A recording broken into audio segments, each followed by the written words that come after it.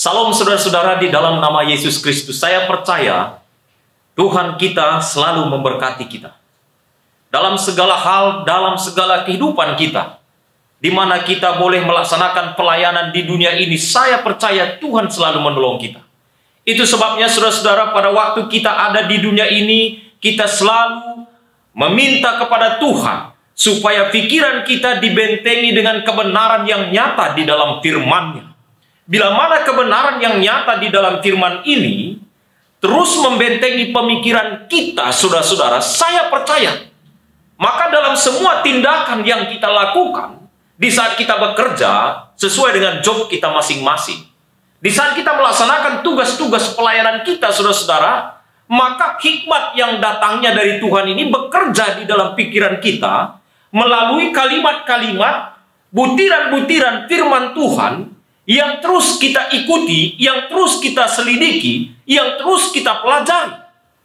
Itu sebabnya saya lanjutkan kembali pelajaran ini, betapa pentingnya kita belajar Alkitab, saudara-saudara. Maka bagian berikut ini saya baca firman Tuhan. Mari kita buka Alkitab kita dalam Kisah pasal yang ke-17, ayat yang ke-11. Dia punya subtopik di sini, saudara, yaitu Paulus dan Silas di Berea. Jadi Berea ini, saudara-saudara, adalah sebuah kota, tetapi di sana banyak juga saudara-saudara kita dari suku Yahudi. Tapi sebelum mereka tiba di Berea ini, maka sesungguhnya Paulus dan Silas, mereka ada di Tesalonika. Mereka melaksanakan pelayanan di sana, saudara, lalu kemudian mereka pindah lagi ke kota Berea. Nah, ketika mereka tiba di kota Berea, ini yang saya lanjutkan bacaan daripada Alkitab ini, saudara-saudara.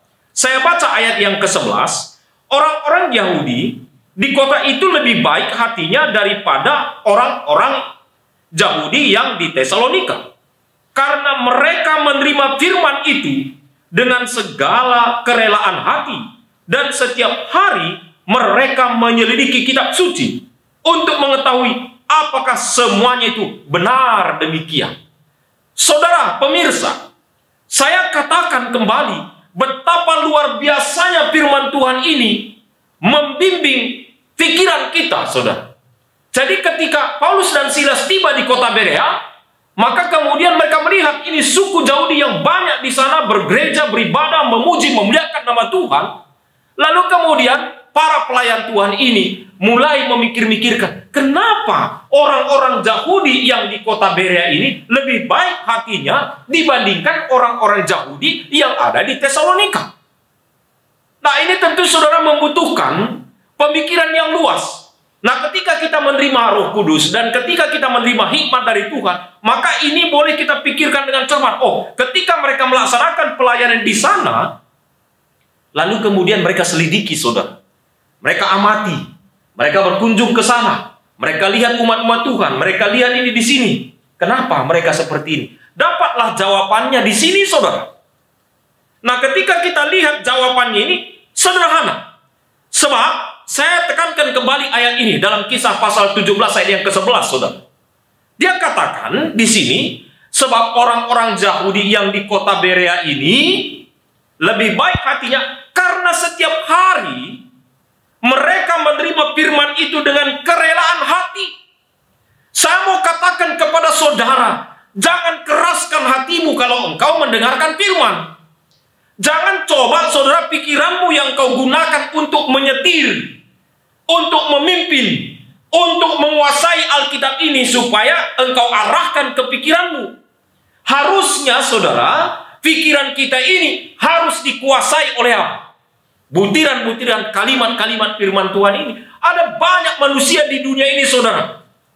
Banyak sekali coba dia menekankan pikirannya dan dia coba melalui pikiran ini dia kuasai firman Tuhan ini. Lalu kalimat-kalimat firman ini diarahkan kepada kesimpulan-kesimpulan yang ada di dalam pikirannya. Ini wrong, saudara. Salah total. Yang harus kita buat, ketika kita lihat firman ini, maka kita harus siap menerima firman ini masuk ke pikiran kita, saudara. Ini yang terpenting. Jadi walaupun pada saat ini, saudara, banyak di dunia ini denominasi-denominasi, gereja-gereja Dan semuanya menyatakan Alkitab, saudara, mengajarkan firman Tuhan, mengajarkan kitab suci, mengajarkan ini apa? Kalimat-kalimat butiran firman Tuhan yang ada di sini. Tetapi multitafsir banyak. Ini yang saya katakan tadi, saudara-saudara, kalau kita coba menggunakan pikiran kita ini, lalu kuasai Alkitab, dan kita arahkan Alkitab ini sesuai dengan kehendak kita, kemauan kita, ini sangat bertentangan dengan apa yang maunya Alkitab. Yang sebaiknya seperti orang Yahudi yang di kota Berea. Dia katakan, saudara, artinya mereka menerima firman ini. Menerima firman ini. Jadi firman ini yang menguasai hidup saya, menguasai pikiran saya. Harus begitu kalau belajar firman, saudara. Ini harus jelas sebagai umat Tuhan. Sehingga waktu kita menerima firman ini, apa yang terjadi? Maka orang Yahudi di kota Berea itu lebih baik. Artinya, amin saudara ya, lebih baik. Engkau harus percaya. Setiap kali engkau menerima firman ini dalam hidupmu, saudara, maka hidup kita pasti lebih baik. Amin, saudara. Ini harus kita percayai. Setiap kali kita menerima firman ini dalam hidup kita, memimpin kita, maka kita akan selalu lebih baik. Saya katakan lebih baik, saudara. Bukan berarti ketika kita terima firman Tuhan ini, kita tidak ada lagi tantangan, kita tidak ada lagi cobaan, kita tidak ada lagi apa? Perjuangan tetap ada, saudara. Tetapi, saya tetap tekankan, kalau kita sudah terima firman ini, banyak tantangan yang harus dihadapi oleh umat Tuhan, tapi firman ini akan menuntun kita untuk bagaimana caranya menguasai lapangan, menguasai tantangan, menguasai cobaan, menang melalui pergumulan hidup, dan lain sebagainya. Bukankah itu berita baiknya, saudara, bahwa kita akan lebih baik? Berikut kalimat berikut disebutkan di sini, bahwa mereka menyelidiki firman Tuhan itu dengan rela hati. Setiap hari, apakah benar demikian? Ini kata menyelidiki, saudara. Luar biasa ini. Jadi, kalau namanya kata menyelidiki, kalau diibaratkan ke sini, saudara, oh tolong dulu bawa ke sini dulu laba-laba, saya bilang ya. Bawa dulu ke sini laba-laba. Hitung dulu berapa kakinya. Maka kita hitung, saudara, sebab dulu pada waktu ilmuwan menyebutkan laba-laba itu ada yang bilang kakinya 6, ada yang bilang kakinya 8. Oh, setelah dicek, oh kakinya 8. Ini kan harus jelas. Itu artinya menyelidiki, saudara. Jadi untuk belajar firman Tuhan ini kita betul-betul harus selidiki baik-baik. Betulkah demikian? Kok seperti ayat yang satu bertentangan dengan buku yang lain? Kok buku kisah ini misalnya bertentangan dengan buku Kejadian? Misalnya, kalau seolah-olah ada kalimat-kalimatnya seperti bertentangan, kita harus cek dan cross-check, saudara-saudara. Ini namanya kita sedang menyelidiki dan mempelajari. Ini yang terjadi kepada suku Yahudi yang ada di kota Berea. Dan mereka menjadi umat Tuhan yang lebih baik-baik. Menerima firman, setiap hari menyelidiki kitab suci, artinya membaca, saudara-saudara. Dan kemudian mereka mengetahui mana yang benar, mana yang tidak. Saudara, saya mundur sejenak kepada 1 Raja-Raja pasal yang ketiga ayat yang ke-9. Saya baca firman Tuhan di sini. Mari kita buka Alkitab kita, saudara. Apa disebutkan 1 Raja-Raja pasal yang ketiga ayat yang ke-9? Saya baca demikian. Maka berikanlah kepada hambamu ini hati yang paham menimbang perkara untuk menghakimi umatmu dengan dapat membedakan antara yang baik dan yang jahat. Saudara, ini adalah doa. Doa khusus dari seorang raja yang bijaksana pernah kita kenal di dunia ini, namanya Raja Salomo. Pada waktu dia naik tahta menggantikan ayahnya Daud, lalu dia lihat begitu banyak sekali umat Tuhan ini, rakyat ini, bagaimana cara menghakiminya ini. Maka satu-satunya adalah dia pergi kepada Bapa Allah Pencipta, dan dia mohon supaya Tuhan berikanlah kepada hambamu ini hati yang dapat menimbang perkara. Hati yang dapat paham menimbang perkara. Jadi artinya, saudara, bicara hati di sini, Tuhan berikan bagi saya hikmat, kuasai pikiran saya, supaya pada waktu saya menghakimi umat Tuhan ini, memimpin umat Tuhan ini, maka pikiran saya ini dikuasai oleh Tuhan, maka saya dapat menimbang-nimbang. Sehingga disebutkan di sini, tahu mana yang jahat, mana yang benar. Ini harus jelas sebagai umat Tuhan kita, dimanapun kita berada hari ini. Pemirsa, harus jelas. Kita sebagai umat Tuhan harus jelas identitas. Setiap kali kita terima firman ini, saya selidiki hari demi hari, maka hati saya, pikiran saya dikuasainya, sehingga kita mampu menimbang perkara, mana yang baik, mana yang tidak baik. Tentu arahan firman Tuhan, saudara-saudara, bahwa semua kita sebagai umat Tuhan, harapan Tuhan selalu supaya kita melakukan hal-hal yang baik, hidup yang baik, sesuai dengan ajaran dan hukum perintah Tuhan yang ada di dalam apa? Alkitab ini. Tentu itu harapan Tuhan. Nah, ini harus jelas sebagai kita umat Tuhan. Oleh sebab itu, saya tetap mengajak pemirsa, dimanapun Anda berada pada hari ini, jangan sampai kita jauh dari firman Tuhan. Jangan sampai kita kurang belajar firman Tuhan. Jangan sampai kita anggap remeh dengan kalimat-kalimat butir-butir daripada firman Tuhan yang ada, walaupun saat ini sudah dibukukan seperti ini, saudara. Jangan anggap remeh. Tetapi tiap hari kita terima firman ini dalam hidup saya. Tiap hari saya baca, saya selidiki.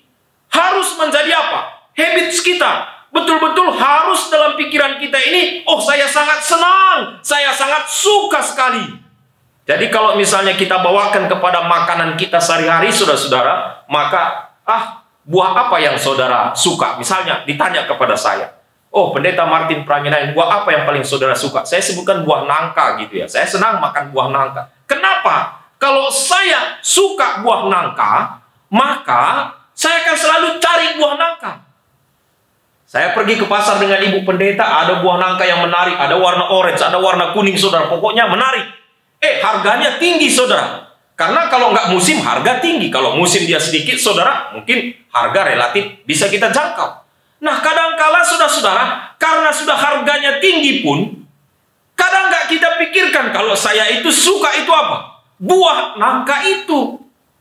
Nah, ini menjadi permasalahan kita sebagai umat Tuhan. Seringkali kita anggap remeh buku ini. Seringkali saudara kita anggap remeh firman Tuhan ini. Sehingga kadangkala seminggu sekali kita sentuh ya. Kadang tiba tahunnya baru kita sentuh. Sekarang sudah hari Natal ya, kita bilang baru disentuh. Ini masalah. Apa kata seorang Raja Daud sehubungan dengan itu? Mari kita baca di dalam Mazmur pasal yang pertama, saudara. Mari kita lihat Mazmur pasal yang pertama ayat 1 dan 2. Kalau Mazmur pasal yang pertama ayat 1 dan 2 ini menyebutkan, berbahagialah orang yang merenungkan firman Tuhan ini, saudara. Saya sebutkan begini, tetapi yang kesukaannya ialah Taurat Tuhan, dan yang merenungkan Taurat itu siang dan malam. Ini kalau ayat satunya, berbahagialah saudara ya, yang tidak berjalan menurut jalan orang fasik, tetapi tetap menurut ajaran orang yang benar. Jadi disebutkan, kalau sudah kesukaan saudara, semuanya ingin membaca, menyelidiki kalimat-kalimat Alkitab ini yang kita akui adalah firman Tuhan, maka saudara tidak akan absen. Hari demi hari, pelajari, observasi, amati, selidiki. Apakah benar demikian? Setelah itu kita terima. Maka pasti terjadi seperti yang dialami, yang disaksikan saudara kita, Rasul zaman dulu, Paulus dan Silas. Pada waktu dia menyaksikan suku Yahudi yang ada di kota Berea. Orang-orang ini lebih baik hatinya daripada orang Yahudi yang ada di Tesalonika. Mengapa? Karena setiap hari mereka selidiki dan terima firman itu. Pemirsa, saya percaya bahwa saudara juga akan bisa lebih baik, terus lebih baik, dan mempraktekkan kebenaran, mempraktekkan kebaikan, dan tidak mempraktekkan kejahatan. Karena pada waktu saudara selidiki di sini, saudara tahu membedakan mana yang benar, mana yang tidak benar. Dan Tuhan tuntut saudara, sehingga semakin banyak umat Tuhan di dunia ini melakukan perbuatan baik sesuai dengan apa yang dituntut oleh Alkitab. Hidup saudara pasti lebih baik. Saya percaya di dalam nama Yesus Kristus, Tuhan memberkati saudara. Amin.